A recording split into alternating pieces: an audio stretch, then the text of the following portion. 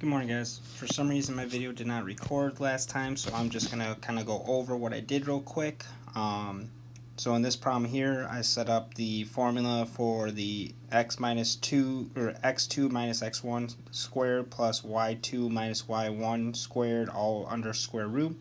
So I've set as -6 is x2 minus -2, which was the x1 squared, plus 4 minus parentheses -8 squared. -6 minus 2 comes out to be -8 squared, plus 12, which is 4.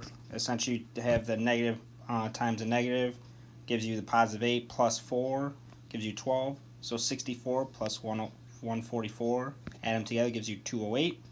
You square root that, leaves you with a 14.42, and we're going to round to the nearest tenth. So that 2 is either going up, rounding the number up, or rounding down, and because it's a 2, it's rounding down to 14.4. I set up the same formula for 8. -5 plus -5 minus 6, which turns into a negative times a negative gives you a positive, so it's -5 plus 6 squared plus 2 minus 10 squared.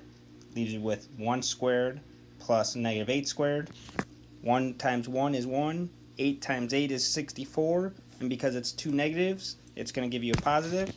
And square root of 65 gives you 8.06. We round up. 8.1 is your answer. I said skip 9. And we're going to analyze triangles that lie on the coordinate plane and classify them by their properties. So we're going to consider triangle ABC.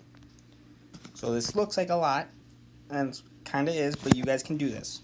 So it's telling us consider the sides of ABC and describe it as a scaling. So a triangle with no sides the same, isosceles, two sides of the triangle are same, or an equilateral, all the sides are the same. So what we had to do is this. We had to find the differences on the sides. So what I did over here in this box here is I took the distance between AB, BC, and AC and calculate them. So we can look at AB and see that there's going just straight down 5 points.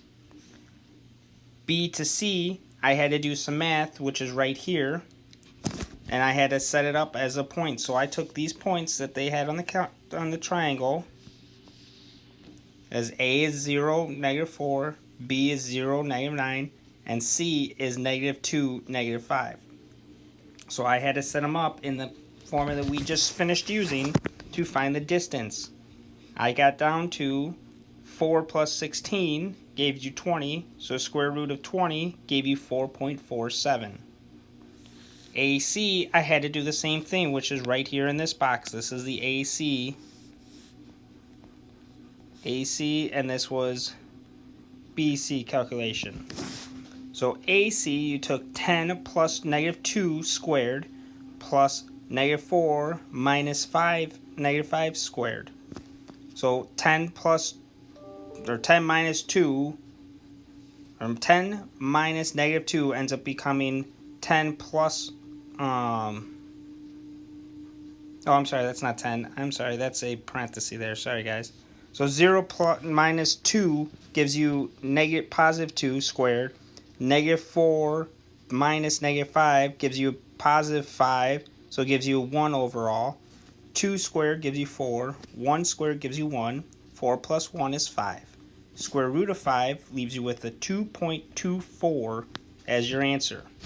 So we can look and see that each one of these sides are not the same length. So we know right away that that's not going to be an equilateral, and it's not going to be an isosceles. It's going to be a scaling triangle because no sides are the same. Now they're asking us to consider a slope and see if this is a right triangle. So I set up our points A to B, BC, and AC again. So we can say that A to B, that there is an undefined slope. We don't know because it's a straight line. Okay? We can't go side to side. It's just up and down only. B to C, so I counted as C to B, and I looked at the graph, and I saw that this was the next point that it hit on the line solid. So I counted. I went down 1, 2, over 1. So that's 2 over 1. Down 2, over 1. 2 over 1. And because it's going down, it's negative. So it's a negative 2. Next was AC. I see that A is here and C is there. So I went up 1 and over 1, 2. Okay, up 1, over 1, 2. So we do rise, up and down, over run. And that gave us a 1/2.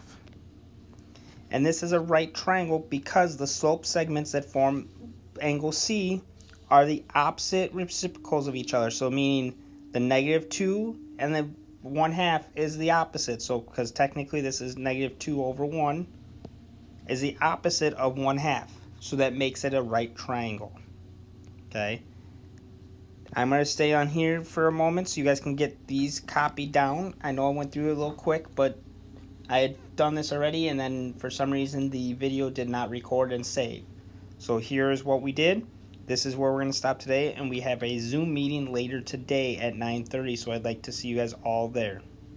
If you have any questions, please reach out and let me know. All you have to do is watch this video and copy down what you wrote, or copy down what I wrote, and I will give you credit for it. Alright? I hope you guys have a great day, and I will talk to you guys later.